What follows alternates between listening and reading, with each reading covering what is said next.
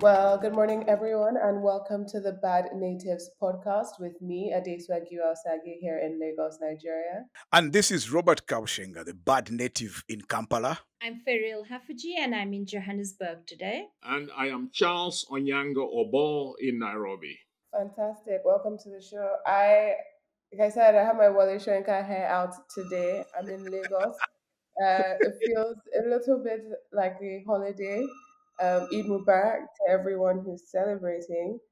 But we're going to start off with, I think, Sudan, because I've been very confused. And I think a lot of young Africans might be confused. We have, Sudan and the capital being retaken by the army for the first time in years.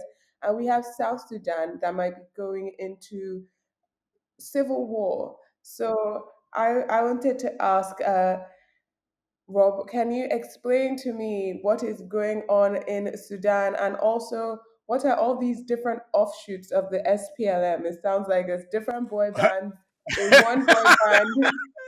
What is really happening there? Wow, what a way to put it. So first of all, this is why I need to explain. There are two Sudans. Once upon a time, there was one, the Sudan. And then in 2011, the southern part of Sudan got independence. And so now you have the Sudan, and then you have South Sudan. So they're two independent countries. But I want to start on a really personal note here and why I am obsessed and fascinated by both countries. Number one is that my father was a serving diplomat in the mid 90s in the Sudan in Khartoum, and I had opportunity to visit it at that time.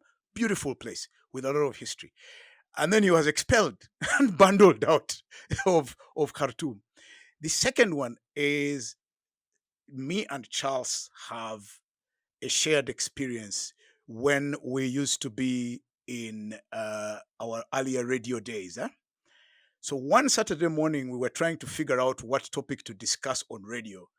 And the head of military intelligence at that time gives me a call and says, "Do you have a visitor on your show today?" And I said, "No, we're just trying to sort of figure out what to talk about." And he said, "Give me 20 minutes, I'll bring you a guest." So we're sitting there having banter, just the way we're having banter now. And then suddenly the door opens and the room darkens. And in walks this giant of a man who was absolutely dark. He was so dark, he was blue. It was a man called Colonel John Garang. So, and at that time, he was living in Uganda and he was head of SPLM. And they had just signed, he had just had a handshake with Bashir and the peace process was beginning. So, since then, I have been interested in both countries. So, what has happened at Desua is a very interesting situation of musical chairs. In 2023, war broke out in Khartoum, civil war between two factions of the Sudanese military, the Sudanese armed forces and the rapid support forces, because they had failed to agree on the integration of the rapid support forces, which had earlier on been a militia in Darfur and had been brought into Khartoum by the former president to help, bolster his support. Interestingly, at that time, South Sudan seemed like a stable alternative, was receiving refugees from from the Sudan, and even offered to mediate between the two countries. Last week, the head of the Sudan Armed Forces, who is also the de facto leader of Sudan, Abdel Fattah al Burhan, walked back triumphantly into Khartoum following a 3 to 4 to 5 months offensive that started in September to drive the RSF out of Khartoum. So the RSF has been pretty much driven out of Khartoum back into, pretty much the southwestern part of Sudan, which is Darfur, which is their stronghold. And one of the interesting things has been the geopolitical forces that were at play in that military victory. So there are two things I want to explain just quickly. One is that you have to understand the cultural forces at play. The guys in the Sudan armed forces represent the sort of upper class Arabs who have a strong alliance with Egypt. RSF is drawn from the lower caste Arabs who are generally despised and they're called Berbers. And they generally draw a lot of their military from, disparate groups in the Sahel. But they're basically an undisciplined militia and mercenary in outlook. The Sudanese armed forces tends to be more sort of proud of their tradition and history, although they've also had their own robbery mentality. So what happened was that the Sudan armed forces managed to put together an alliance with Egypt, which wouldn't allow RSF to take over. And Egypt managed to rope in Russia, Turkey, and Iran, and they provided the drones that were necessary to really. And Khartoum is flat, there's no cover. So they were able to collect intelligence and really just drive these guys out. Now, RSF is supported primarily by UAE and Russia again. So Russia plays both sides. The Libyan group that is operating out of Benghazi, and most importantly, Chad. This is where it gets very interesting. In the background, Uganda and Kenya have also been supporting RSF. So why? Because they wanted to be in the good books of UAE for reasons I'll give later. Anyway, so Sudan has finally driven out these guys and sent them back. But as a result of the civil war in the north, South Sudan could no longer export oil. And because it couldn't export oil, it had no money to pay its soldiers. So Salva Kiir finds himself in a position where he cannot afford the military bill of stabilizing South Sudan. So he then calls on the Ugandan armed forces to intervene and secure his power. And in order to do that, he then arrests his vice president, Riek Machar, with whom they had signed a peace accord because he believed that Riek Machar was plotting to remove him. So in that mix, you need to understand one thing, especially for the younger guys who are watching. The most treacherous political terrain in Africa is South Sudan. These guys have been betraying each other and switching sides since 1983. It's not new. Riek Machar has been in Khartoum 3 times. He's been on the other side, come back, gone back. Salva Kiir has defected from SPLM, SPLA. So it's the normal method of operation, but it is also the most violent political terrain. Those guys don't waste time. As soon as they disagree, they start killing each other. So basically, it comes down to one thing that I would like to leave as a lesson for the Africans.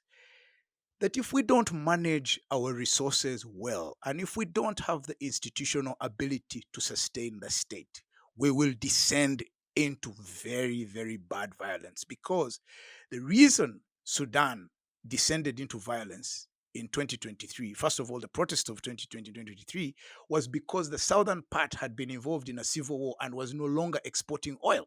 And so the Sudan could not subsidize their economy, but also couldn't pay the soldiers. Now it turns out that civil war in the north has caused a problem for the south, and the south can't pay its soldiers. We seem to be in a vicious cycle of failure to manage our resources in a way that would otherwise benefit the public and cause stability.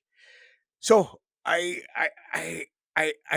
think we're in musical chairs and we're going to go back and forth. It hasn't ended yet. The script is just starting. So hopefully somebody in Nollywood will find a reason. But it's really crazy because you're right at the soil. The SPLM, the ruling SPLM, and SPLM the party, it has split in around seven seven. There are seven SPLMs in in South Sudan. But then what happened? Because of this war, Burhan, now, this recently victorious army leader, he believes that Salva Kiir, who has his own problems, is supporting one of the SPLM groups called SPLM North. Okay. And therefore, he's also supporting other southern militias which are opposed to the SPLM North. And these are in the eastern part of Sudan, in a region called South Kordofan and the Nile, states, which are near Ethiopia. So here is where it gets very complicated. What is likely to happen next? What is likely to happen next is, because Uganda is already there, obviously it will get more involved, because the conflict is now moving close to the Ethiopian border, and Egypt is part of the alliance with Burhan, which has defeated the RSF. Egypt will not pass up an opportunity to encircle Ethiopia. Ethiopia, or because of their rivalry over the Nile, particularly this grand Renaissance dam that Ethiopia is building. So what is Ethiopia likely to do? Because it has now finally, because it never used to have a border with Egypt, but this conflict is bringing um, Egypt to its eastern border, and on the Somalia side, and with these changes in the peacekeeping force in Somalia, it is bringing Egypt on its eastern side, and Ethiopia itself is unraveling. So that that that whole region could go up in smoke in a very dangerous way. But Charles, the interesting thing about the victory of Burhan in Khartoum, and it's interesting that you bring in Ethiopia and also Ethiopia in Tigray, has been the increasing use of drones and therefore the technology aspect that even as we are very savage and stone age in our wars, there is a technology element that is beginning to emerge in our military. And that's when sorry, go on, Adesua. No, I was going to say that I don't even think we're very stone age in our tactics. And I think because we've seen the proliferation of different types of warfare, particularly when you see like jihadism or extremism along the Sahel, when you see even Nigeria, the old era of the terrorism when it came to oil wells. Yes, so I do think that we've been using technology this whole while, particularly because you have like even organizations that are like aligned with like Al Qaeda or ISIS, like they've been sharing this technology, they've been teaching each other tactics over the internet, and I think it's changed the nature of warfare in Africa. But I wanted, based on that, the proliferation of technology and digital aspects of it, Charles, to ask you what this actually means for the tech scene on the African continent. Are we likely? How does that work for the ecosystem? Do you want to talk a bit? If now warfare is beginning to be really, really high tech in the sense of drones and therefore the capacity for tech, what do you think there will be a bit more investment? Where do you see that going? Just take us through what you think the scene is going to look like from a technology standpoint on the African continent. Yes, in fact, as the source says, she's correct, because if you remember, the view was that the proving ground for the effectiveness of drone warfare was Tigray, Ethiopia. And now, what has Ethiopia done? Ethiopia has opened. It is. I think 2-3 days ago, Prime Minister Ahmed Abiy launched his drone factory. He's making this very big. He's making a lot of these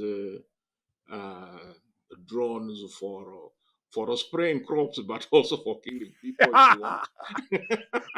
we and know and better. and and and the South Africans. I think the South Africans are probably the leaders in this space.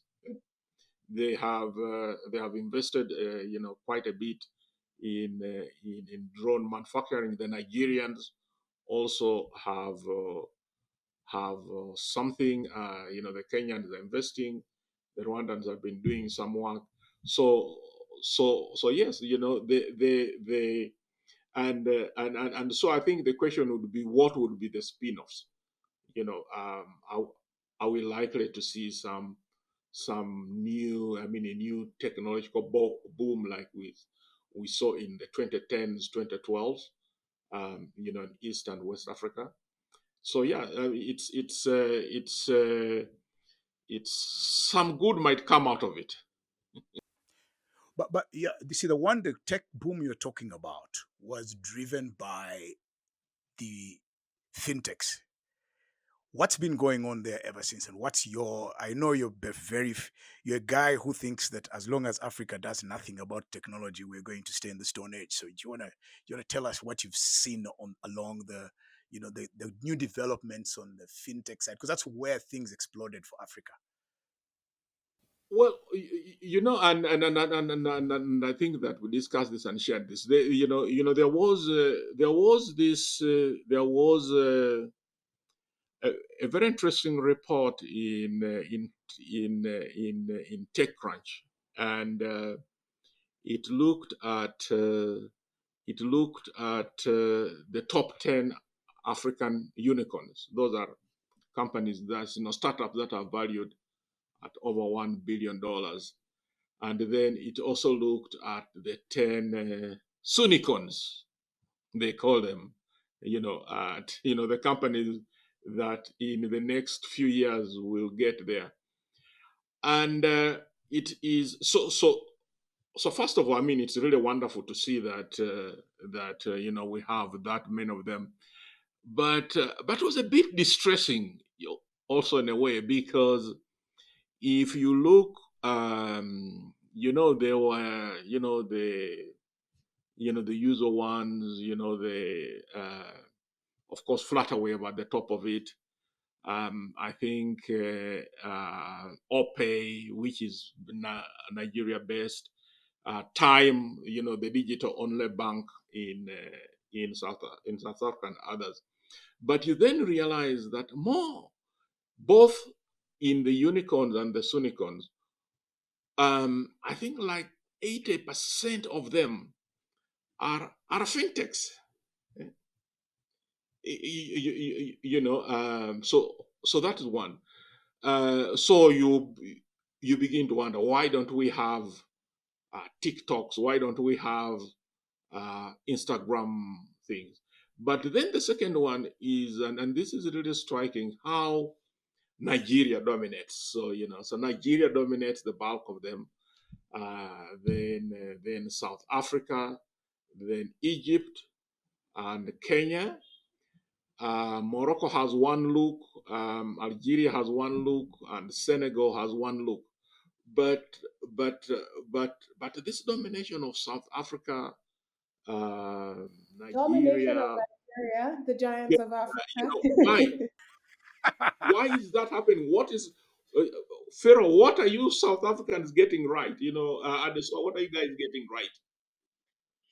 I mean, I want to share the story of Time Bank, which was our unicorn of last year. So it was incubated in Standard Bank, which I think all of you will know quite well. But then Standard Bank wasn't sufficiently tactile and nimble for what those starters wanted to do. So they left and they formed Time Bank. They got their own license. And I think Standard Bank must be simply dying to see the growth of that bank. So a couple of things that are interesting about it. It has no banking infrastructure. You won't find a Time Bank branch. It's all linked to retailers, so they adjoin, they make partnerships with the leading bottom of the pyramid retailers, and that's where you can find their ATMs, and their model is just really, really interesting. For me, the biggest thing watching them is that they trust in the ability of poor people to bank, to lend to them, and to facilities by using Clevertech. I'm not sure if that's the experience everywhere, but that's what's made them extremely successful here. And Charles, because you set us looking like, why are we only creating unicorns in fintech? I went to go think like as deeply as I could about this, and I suppose I look at the work of Bright Simons a lot here is, are we registering sufficient numbers of patents? Are we investing enough in R&D? And with a continental budget that's only 2%, maybe Adesiwa knows whether that's right or wrong. I think that begins to help us understand why we're not seeing more of the kinds of companies you speaking about. And also, if I really, you're quite close to the work of Prof. Mariana Mazzucato, who looks at how innovation very often needs to be incubated in the state in order to drive national innovation and the creation of the kinds of unicorns that you're looking for that exist outside of only fintech. Adeswa, do you have insight into that? Yeah, so I'll say, 'cause it's happening again. Most of my friends exist in the fintech space. Um, that's where, so I've been exposed to it for a very long time when I was trying to figure out what I was wanted to do with my life. And the thing is, Africa accounts for only 0.7% of venture capitalist funding for these startups. And of that, as 0.7%, the rest of the world gets 99.3%. So it's a very small amount of funding coming to the whole of the African continent. And in that 0.7%, I believe around more than three quarters, going close to 90%, is going to just three countries: Egypt, South Africa, and Nigeria. The truth is that people do not have a very strong risk appetite when it comes to African countries and African startups in particular. And so they like proof of concept. And so fintech gets the most funding because they have seen other successful fintech stories. And a lot of the companies are essentially benefiting from the same things, like the unbankable, tapping into the unbankable, tapping into the lack of infrastructure.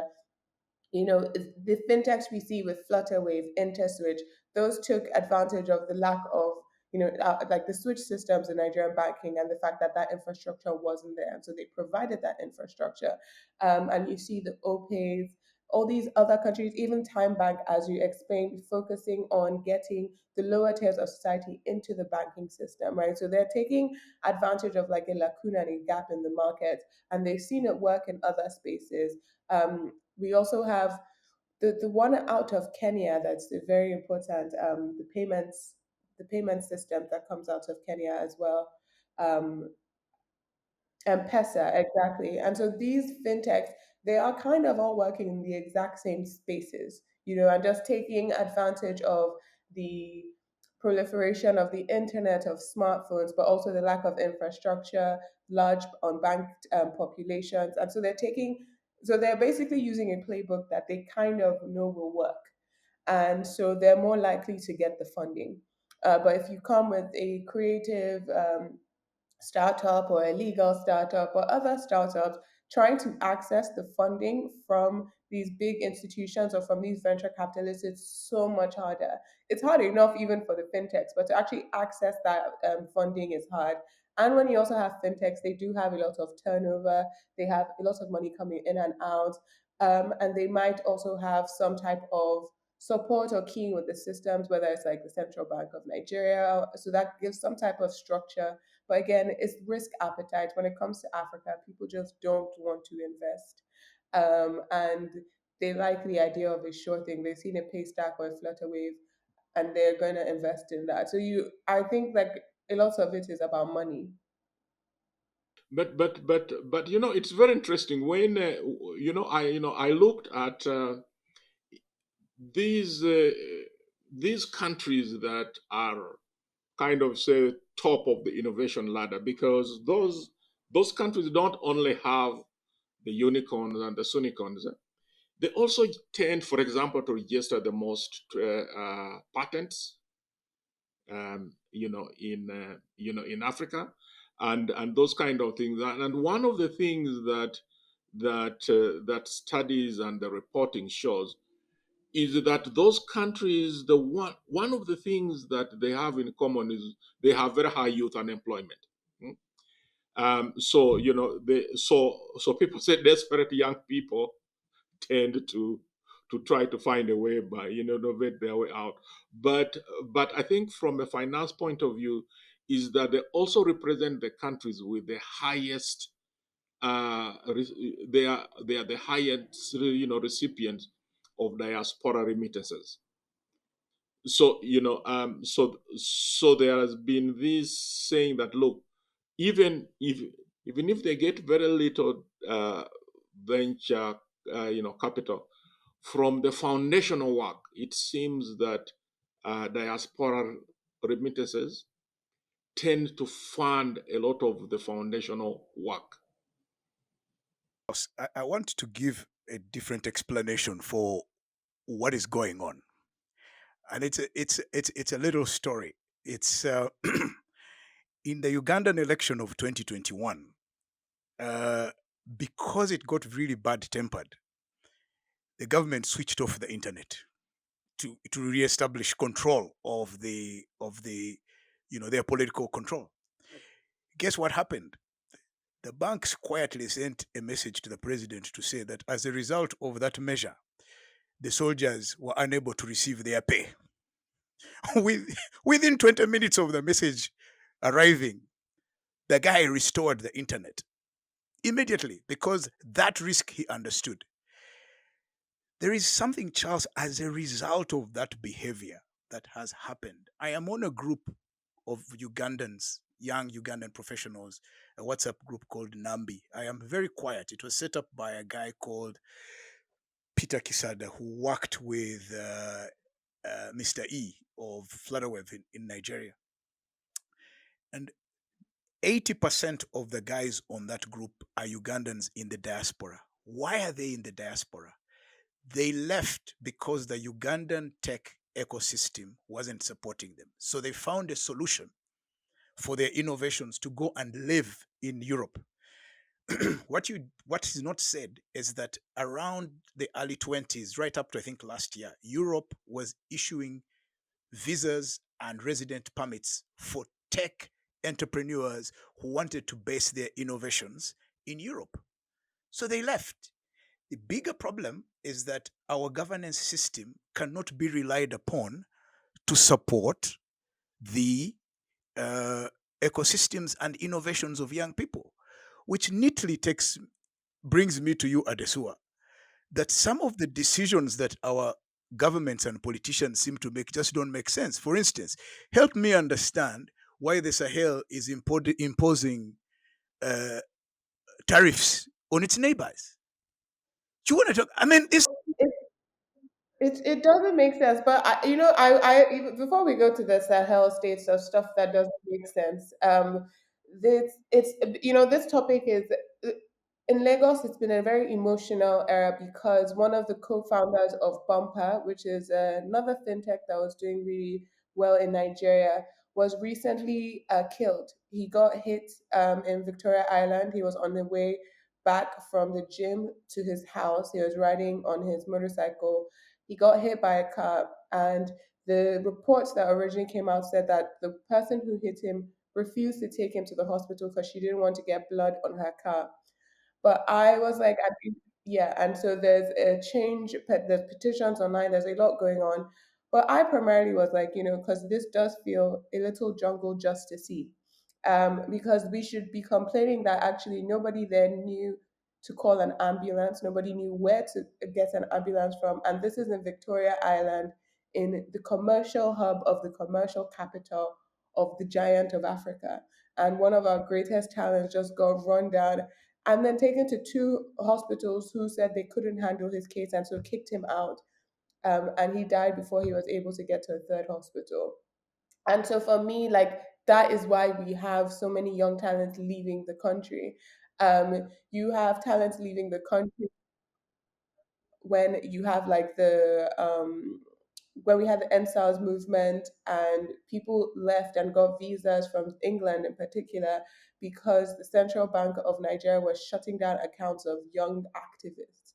And so these situations of the government not supporting innovation or the government not putting services in place is why you have talents leave. But in Nigeria, it seems that even with all these things going on, people still choose to stay.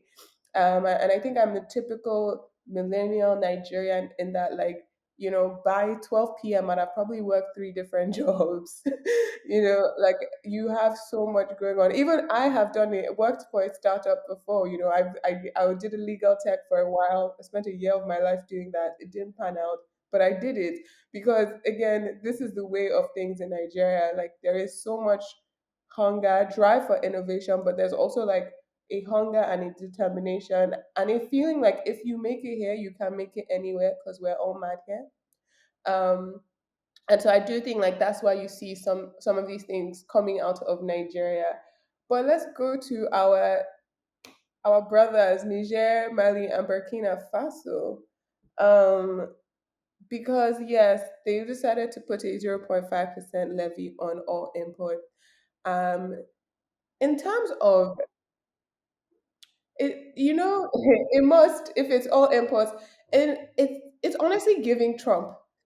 Trump has managed to get Japan, China, and South Korea to work together. The history books, the history books that will be written about this man, I just don't even know. Like, imagine that. But it's one of these things where who does this help? And import, these are landlocked countries. Another thing is, even with these West African countries, like with Nigeria, for example, we are more significant to Niger than Niger is to us in terms of our trading volumes and our trading partners. Like, it's nice to have a good relationship with your neighbor and your brother, but you're not a significant trading partner for us. You're hurting your people, you're hurting yourself. Like, an import levy is not, unless, because again, I'm trying to, and perhaps maybe Charles, you know more about this, because when I'm thinking about particularly Russian influence in Niger and Burkina Faso, I don't really know how much it goes deep in Mali, but for me, in Niger and Burkina Faso, it's very clear, very obvious. When we think about that influence and this idea of moving away from the West, moving away from France, moving away from colonial masters, which all makes sense, which is all good. When you move away from those partnerships, you have to build other relationships. You do not exist only within yourselves. And these are not countries that can feed their populations or, survive off of their own selves. So when you move away from those relationships and you're building, I guess, ties with Russia, I think in Burkina Faso, I think it's like a 900% increase in terms of their relationship.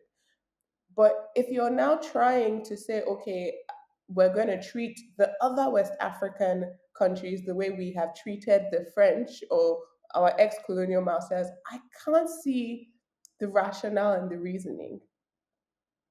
I don't like. So may I ask something? What does this do for the lofty ideals of the African continental free trade area? Is the alliance part of that? Because I'm so hopeful. I I mean, I keep coming back to how hopeful I am that this is going to replace those trade relationships. Imagine what we could mm, unleash if we begin to reduce tariffs more, make our borders more open, reduce the visa fees. I mean, what does this do to that? I'd love to hear your thoughts.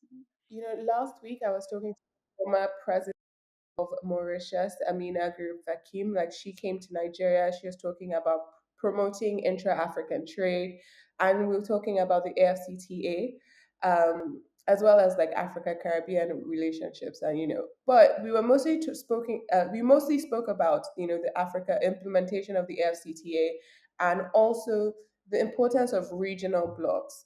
And she said to me in the interview, she said, "Oh, I think history might be kind to the Sahel states because they're trying to get control of their resources and stuff."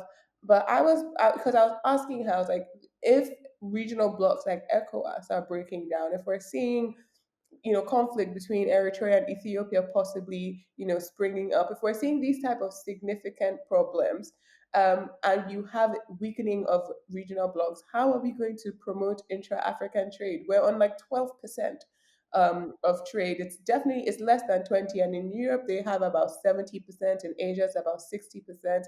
Us, we're 12%, and even for a Nigerian to travel, if I need to travel to any single one of your countries here, I need a visa on my Nigerian passport. But on my American passport, I can wake up tomorrow and go.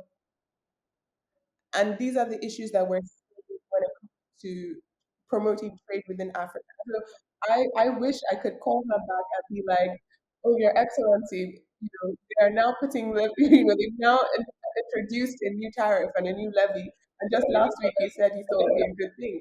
Because for me, it's very clearly that if you have a breakdown in something like ECOWAS, or in other regional groups or regional blocs, it will affect free trade. It will affect intra-African trade in a negative way. You know, I intend to be optimistic. So in fact, what the alliance, the Sahel alliance say, they actually say they're imposing the levy, strangely enough, so that they can fund the building of their block. But one of the things I looked at the number of border crossings where small and medium trade takes place in along just the Uganda and Kenya border, and I calculated that if you kept up the same density, we have nearly 1 million informal border crossings around the whole of Africa. Charles, for Yeah, Uganda, so and that's where Charles, the action is. for Uganda, there are actually 159. They are known, but they can't manage all the 159 border crossings into different countries.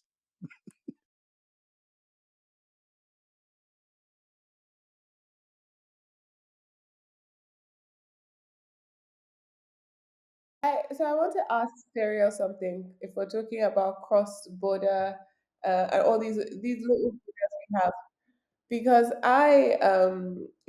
one of the huge things that we have in Nigeria currently is smuggling of food, particularly turkey, rice, and chicken across the semi border. And so I'm sure that kicked up recently for Eid, for Eid celebrations. And I wanted to ask, particularly when we're seeing, because I saw a picture, I think it was, or a video.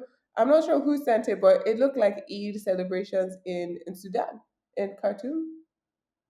I think it was And in so I Guamar. wanted to ask, first of all, is everyone here Muslim? Is everybody here, or anyone here celebrate Eid? Ah, fantastic. I'm what Nigerians would call a Christmas. It's a cultural combination of being Christian and Muslim, because you have different sides of your family who practice both. And so we do Christmas and Eid in my house. It's fun. That's why the hair can change. Sometimes it's covered, sometimes it's a fur. But I wanted to ask how you feel that the current state of affairs, because a lot of these countries we've spoken about, Sudan, Egypt, they have significant Muslim populations. And so, how do you feel about how Eid, or the Holy Month, has affected conflict across Africa? So you and me are the same. We also celebrate Eid and Christmas here. Many mixed masala homes like that in South Africa. You add also Diwali. But my mom lives in a place that's now called Mogadishu, because the Somalian community is so big there. And it's been so interesting for me to watch Adesua, how Ramadan and Eid have been reshaped by the coming of that Somalian community to South Africa in really interesting and often exciting ways. They run one of the biggest oud markets across the continent and also in the country. But what I was noticing this Eid, perhaps because I was looking out for it, is how does war fracture celebration and coming together? So I watched, I think it was probably a group of Sudanese Muslims who were celebrating together, I think in Nairobi, and how they were telling stories of being separated from their families at this time, but really a story of resilience is still coming together for the Eidgah prayer in the morning. And then Charles, I thought might share with us that very interesting picture, which he showed us of the giving at Eid in somewhere that he posted. Perhaps Charles can share with us that story.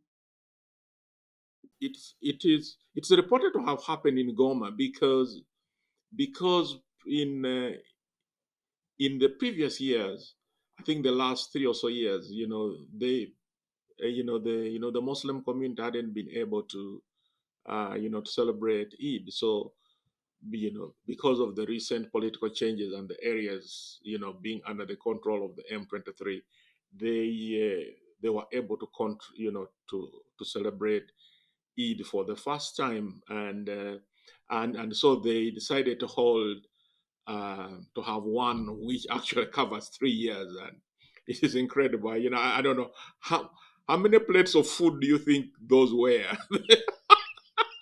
Probably 5,000 or 10,000. But it is really, if you look at what happened in Sudan itself, how there is all this literature about how this tradition of zakat, charity, how it has broken down for many Muslim communities and in Sudan. It happened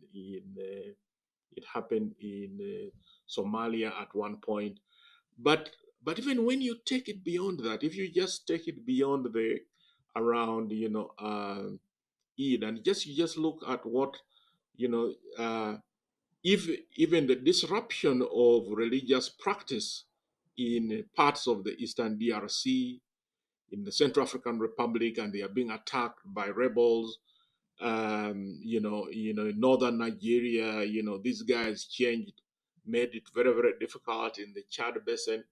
We really have so many of these multiple crises, which are, like you're saying, just, reshaping faith and how people observe. I mean, you have a war in Sudan which has destroyed so many historical mosques. So how does the Muslim community find its way back in situations like that? So just apart from these other deaths, there are so many of these knock-on effects. I think for me, talking, Furio was talking about resilience. And I think, Furio, the resilience that you talk about is right in your backyard. And I'm glad that before we started the conversation, I asked you about your ancestry. One of the most resilient uh, faith practices is the one of the community in Cape Town, especially the one of Malay origin, that they've managed over 400 years to maintain their own unique, even when South Africa was closed down by apartheid, they have maintained their faith and the way they practice Islam based on what they knew from those communities. So it's very interesting that you can look at those communities and see how people can be removed from their original context and then they're able to maintain their religious and cultural practices. So you do have resilience there. Thought of it that way. Really interesting because that community was brought there by colonialists and really spread the faith throughout South Africa. And when you go there today, I saw a lovely post on Facebook. It's everything's been maintained. That's a fabulous insight. And the question, Definitely. Oh, I was just going to say that since we're back in South Africa, I want to ask Furiel about what is going on with the Justice for Kwekwe situation, and particularly AfriForum, which I thought we were going to hear about AfriForum mostly as it relates to Trump and his immigration crackdown in South Africa, but now we're hearing it about another case. And if you could just briefly just, speak about it a bit. Yes, absolutely. So this week, thousands of students, Adesiwa, were marching in Cape Town about the rape of a 7-year-old in a neighboring province, A what? because the rape of a 7-year-old who was waiting for her school transport. So, South Africa, we have one of the highest rates of rape in the world. And oftentimes, these stories become appalling numbers that you gloss over. But every so often, there's one instant that is so absolutely terrifying, that people rise up. The last time was the rape of a young woman who went to a post office, also in Cape Town. Um, that was Uyetele, and that resulted in protests on the streets there. And this has happened again. And it's interesting that you note AfriForum is taking up the case of the school principal who's not been accused of rape, but he is. Many of the decisions he took after the story came to light are now being raised as highly problematic. The young person was moved to a different school, and it appears that it was hushed up. So that's why AfriForum has taken up his case, because he really is in the face of significant fire at the moment. So that's what's happening there. AfriForum, of course, like you say, much more well known for its activism for white Afrikaner farmers and refugees in the US, which has been sadly very successful, because as we wait for the big tariff dump by the US, I can tell you South Africa is again going to be in that list today. I saw there was something very disturbing about the, I think what, they call it the South African Chamber of Commerce. I think it was. They released this statement and said they had had, is it expression of interest, or something, or inquiries ranging into 70,000 South Africans who wanted to take advantage of the Trump racist, in immigration offer. Is that true? And what's happening there? State Department put out a notification reported in the New York Times that showed that there were only 8,200 expressions of interest. And I have to tell you that those 8,200 expressions of interest, you're going to die, Adisiwa, are being fast tracked so that they'll be heard over the next couple of months. The New York Times then also went to interview some real refugees who've been waiting for years to hear the outcomes of their asylum applications to the US. So the stark contrast there tells you that indeed that's a racist action.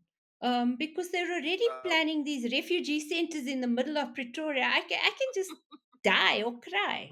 Adesua, there was a man called Fidel Castro.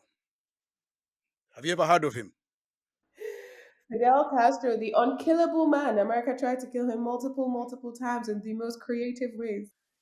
So, do you know what he did when a similar situation was created for Cubans? He went and opened the jails and sent the worst characters from Cuba into Florida.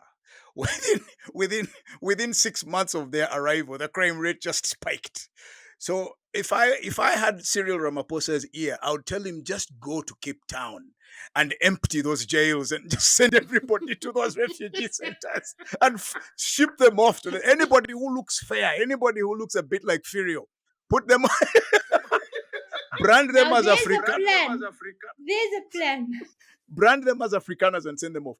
Charles, I need Adesua. Sorry, I need to sort of wind up with my event of the week, which sort of ties in with all the business considerations. Interestingly, Uganda has, in the last 1 week, done two interesting things. It has signed a deal with the United Arab Emirates, with a family that rules the United Arab Emirates, to set up a refinery in Uganda as a joint venture for oil, which is a groundbreaking thing because Uganda spends $14 million per month importing fuel products into Uganda. So if they can only as much as do kerosene, diesel, and jet fuel, that will turn around the economy. In the very same week, they then terminate the power contract of the guys who've been running the distribution of power system, which was fairly efficient and grown. And they terminate that, and it goes back into a government department to be run by government of Uganda. It just raises one question: are African governments capable or even honest enough to run joint ventures? I mean, the irony was not lost on them that within 1 week, you're also sending signals to investors around the world that you are very willing to terminate collaborations and pay less than half the money they are claiming simply because you have political power. I I couldn't that irony was not lost on me. But hey, welcome to the African business and marketplace. And Umeme, the company, the ironies don't end there. One of the shareholders is ESCOM. No, So Charles, National Social Security Fund of Uganda. So the yeah, Ugandan workers' money is lost because the government of Uganda won't pay the full amount. no, but why the ESCOM link interests me is that they are so bloody inefficient in South Africa, huh? But when they had this concession in Uganda, somehow they were efficient. Just, I mean, No, because Zuma wasn't running Uganda. that's funny. Pero, what's your parting? So mine is Adesua. MAGA is coming to Africa. I just saw just now that the Deputy Assistant Secretary of State for African Affairs in the US, Corina Sanders, starts a trip to the DRC, Rwanda, Kenya, and Uganda tomorrow. I was quite surprised by this, and they've announced the appointment of Massad Boulos as the senior advisor for Africa. So I will be Oh, swatting that has up. I been mean, done finally. Semaphore broke that story, but I'm certainly going to be reading up on that. So that's my parting shot. I'm glad they're not coming to our side. Even Musk is coming actually in a few weeks. Huh? Finally, I think including to Kenya. But there is something which and Bob and you guys have been talking of the contradiction and this craziness of Africa that just and there was the last week the Nairobi City Council went around and it is trying to crack down on hooliganism and things like that. So it arrested many drunk men who were urinating in the central business district. But here is the thing: it then decided to it decided to take them to clean the city mortuary. That is Now perfect you use can of discretion. I love need, that. needless to say, it had a dramatic sobering effect. I need Nigeria to take this example because it's a huge problem in Lagos. I need them to take this example. This is fantastic. Also, yeah, please, if you could. Goodbye. Oh, my parting shot. I need to send you guys this. So basically, Senator Natasha Akpoti-Oduoro, the senator who accused the Senate president of sexual harassment, has been suspended. Also, has now undergone. She's going through a recall process. They're trying to recall her from the Senate. Well, she finally had a homecoming for Ramadan for Eid. And they did everything to stop her from going. They said they banned public gatherings, they banned car convoys, they put a curfew on the local government areas. They were like, you can't, essentially, without saying you can't go home, they essentially were like, you can't go home. And there were also allegedly threats against her life. So after they've blocked all the roads, they've put all these things in place, this woman comes in on a helicopter. Comes in on a Viva helicopter. Natasha! Her family from her Great. running down the street, like hundreds of people gathered to meet her, and she speaks to them, and she basically says like, I believe she says, I'm the daughter of Jimo Akpoti. I am not a bastard. No, I'm not afraid of anyone. I know exactly who I am. And she gives this rousing speech. And I I just love it so much. It is so rare to see somebody take so much from the political system, from the political structure, from the culture of silence, whether as a woman or not, the culture of protect our political class and protect our interests, and for her to just take it, throw it out on its head, and for her to meet fire with fire, I find it so impressive. Like for me, I just have not seen this type of energy, and it's coming from a 40-something-year-old woman in Nigeria. I'm just like when I saw the video of the helicopter coming down, I said, "Wow!" I was like, "This woman knows how to play this game. She's please share with her our podcast and our respects. I, I met her. I was actually with her 2 days ago. So I went to go have a little chat with her, just to discuss some things. Because I know quite a few about some of the legal things that are going on behind the scenes against her. But literally the day after I met her, she took that helicopter ride, and I was like, yeah, you you go, girl. Oh, just for our listeners, please also remember to share this, like, subscribe, share with your friends, share with your family, share with your haters, share with people who don't know anything about Africa and people who claim to know everything about Africa. Um, and also, if you're listening to this on any of the podcast streaming platforms, please leave a comment, a review, anything. It'll help us. Thank you.